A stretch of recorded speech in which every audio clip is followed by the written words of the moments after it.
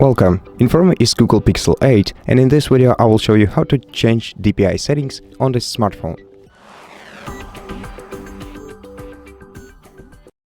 So first open the settings, then go down to the display and touch settings, select display size and text, then if you scroll down you can change the size of both font and display by moving these two sliders.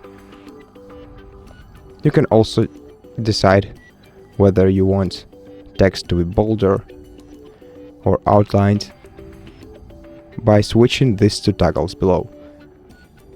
And that will be basically all.